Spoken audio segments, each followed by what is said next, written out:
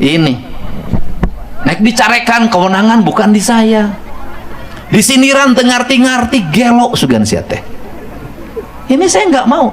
Orang nggak boleh lagi ngomong ini bukan kewajiban saya. Ingat, kita abdi negara. Ini rubah. Kenapa? Anda malu kalau ke luar negeri. Kenapa? Kita jauh tertinggal.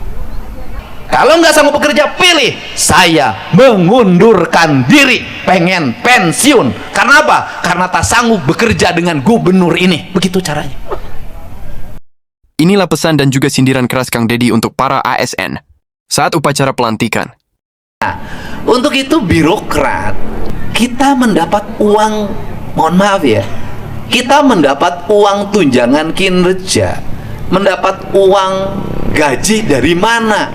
Satu, eksploitasi sumber daya alam yang nanti akan ada batas habisnya. Dua, pajak yang makin tahun meningkat. Kemudian terasa hari ini bahwa biaya untuk birokrasi itu ada yang sampai 50%, ada sampai 60%. Birokrat itu dalam personifikasi atau perumpamaan, kalau diibaratkan di era Kanjeng Nabi, birokrat itu namanya amilin. Karena Kanjeng Nabi membiayai negara dengan zakat, disimpannya di kas negara, namanya Baitul Mal, di kita namanya APBN. Amilin, coba cek dalam syar'i berapa haknya, maksimal hanya 12%. Kita itu sampai 40%.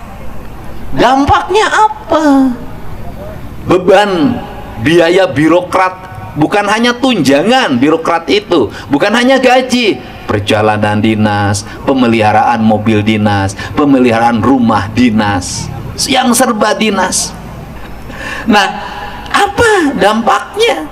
Angka pembangunannya kecil, sehingga dana negara habis diserap oleh birokrat. Jalanak barutut, imah rakyat miskinnya tidak terurus, sekolahnya harus bayar mahal lagi, bangunan sekolahnya jelek-jelek, kemudian layanan rumah sakitnya, kemudian ambulannya jadul, ambulan kotak kene tapi kaena aya, puskesmasnya dek-dek, rumah sakitnya kumuh. Fungsi membayar eksploitasi negara ke sumber daya alam, pembayaran pajak yang tujuannya mensejahterakan kepentingan rakyat, ternyata tidak bisa. Dan Indonesia ini salahnya apa? Salahnya tergantung pada orang. Karena tergantung pada orang, bupatinya bager, pembangunannya baik. Bupatinya mentingkan sendiri, habis uangnya.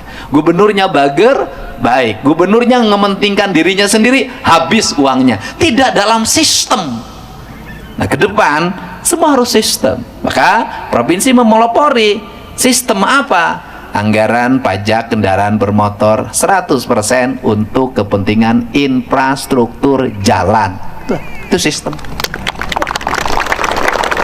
Pajak galian C pertambangan 70% harus kembali ke desa di mana tempat ditambang. Itu konsep yang saya buat. Untuk apa? Lahir kemakmuran. Apa yang terjadi sekarang? Duit di sini masuk ke kas, dibawa keluar, atau membangunnya di daerah lain, tempat di mana uangnya diambil. Kumuh, miskin, tidak berdaya. Nah, ini yang harus menjadi kesadaran kolektif. Nah, karena ini harus menjadi kesadaran kolektif, maka kita memasuki birokrat era baru, yaitu birokrat bekerja. Birokrat bekerja di mana? Bukan di tataran wilayah administratif. Kenapa? Administratif itu bobotnya hanya wilayah pemeriksaan administratif. Makanya kalimat saya, WTP bukan menjadi kebahagiaan bagi saya kalau itu WTP-nya hanya administratif. WTP tapi jalan butut, WTP puskesmas hurugrug, WTP SD-nya roboh, WTP daya tampung SMA-nya rendah, WTP sekolahnya bayar, WTP birokratnya berjalan terus ke luar negeri. Apa artinya WTP? Menurut saya ke depan standarisasinya bukan itu. WTP adalah output, outcome, benefit bagi publik, itu bukan hanya administratif. Kalau administratif emang rakyat terengahkan administrasi, enggak. Manfaat. Karena itu yang menjadi spirit. Sehingga sifat birokrat itu perkembangan. Maka pola saya itu tidak pernah seret ke depan saklek jadwal itu plek dikasih adbim, bukan. Pola saya itu lihat apa yang terjadi hari ini, besok apa. Contoh, kemarin ribut penerimaan calon murid baru, ada beberapa orang protes karena aplikasinya mengalami problem. Tuh. Dari sisi ide apa? Dari sisi ide adalah sebelum SPMB saya ingin tahu peta mau kemana perginya anak SMP di seluruh provinsi Jawa Barat. Namanya pemetaan. Sekarang SPMB. Ketika SPMB, orang tua sekarang nggak usah lagi pusing ngurus persyaratan waktu sebulan ke depan. Itu tinggal tenang. Kenapa? Biarkan pemerintah yang memetakan. Ini jalannya ke sini, ini jalannya ke sini. Kemudian setelah itu saya menghitung berapa yang harus menjadi kewajiban Pemprov Jabar. Berapa? Sisanya 70.000. 70.000 tuh saya hitung. Ini biayanya berapa kalau masuk swasta? Oke, masuk swasta standarnya 2,7 juta per tahun. Beasiswanya. Oke, sekarang kita bisa memasuki era baru. Di era APBD-nya tinggal 28 triliun. Kita sudah bisa menggratiskan pendidikan tingkat SMA. Tetapi di balik itu, mangga cek bagaimana anggaran dinas kesehatan, mangga cek bagaimana anggaran infrastruktur jalan, mangga cek bagaimana pasang PJU, bagaimana cek bangunan rumah rakyat miskin, bagaimana kita hari ini di sini ada kepala dinas kesehatan, nu geloge diurus. Kenapa? Dijemput, dibawa. Nah, masih ada kekurangan masih. Kenapa? Saya masih nggak tega. Di perempatan masih ada yang minta-minta. Di perempatan masih ada yang ngamen. Di perempatan masih ada manusia silver. Saya ingin kasih tenggang nanti. Juli seluruhnya harus bersih di Jawa Barat. Ngeraken. Kenapa? Ayah gubernur, ayah bupati, ayah camat, ayah kepala desa, segala ayah.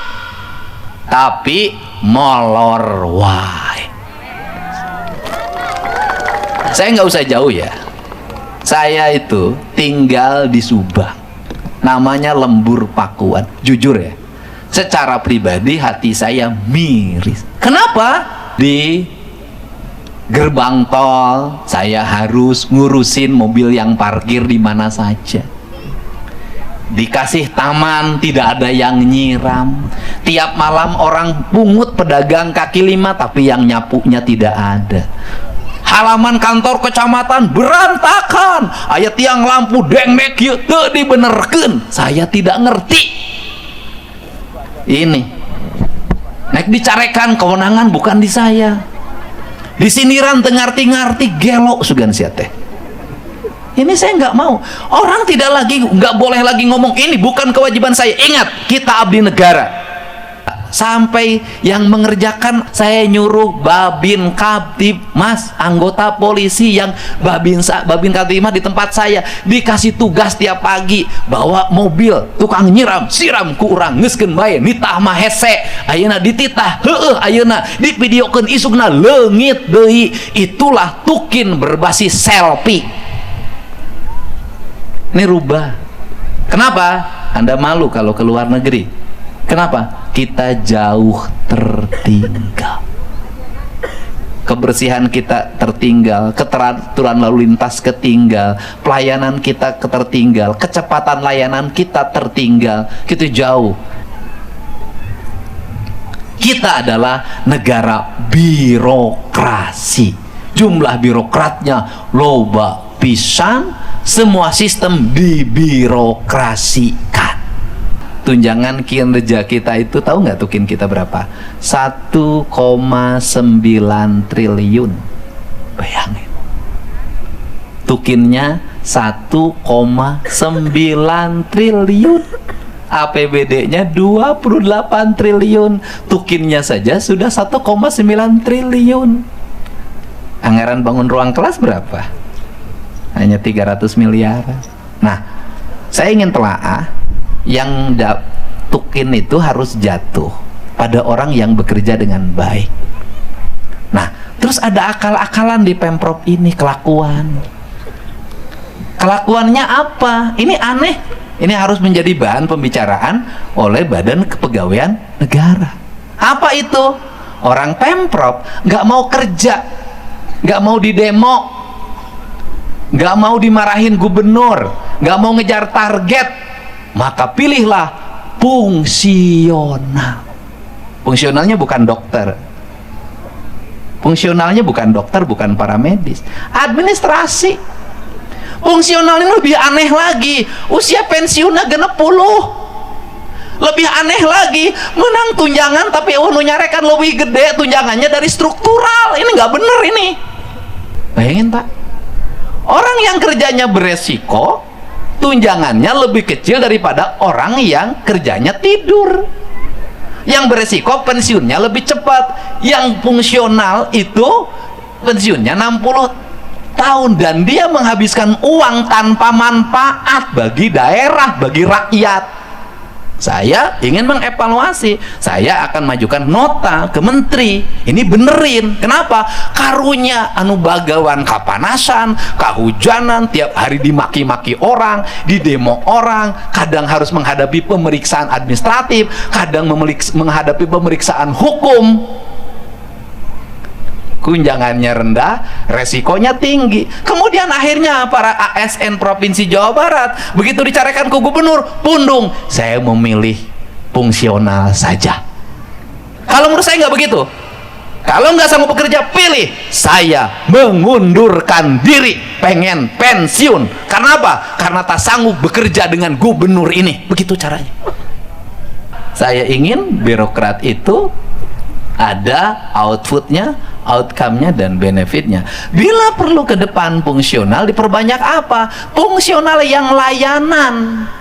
Apa itu? Perbanyak dokter, perbanyak guru fungsional, perbanyak guru, perbanyak petugas yang di lapangan yang bisa merubah mekanisme bagaimana bertani menjadi petani organik yang unggulan, yang merubah nelayan berteknologi tinggi. Itu yang dibutuhkan, yang merubah paradigma kita, bukan memperbanyak karya tulis setebal-tebalnya. Karena birokrasi tugasnya bukan lagi membuat karya tulis, birokrasi tugasnya membuat karya nyata. Untuk itu saya ucapkan terima kasih, selamat bekerja, selamat menyandang status ASN, PNS. Semoga Anda menjadi manusia yang memberikan kemuliaan, wewangian bagi seluruh masyarakat.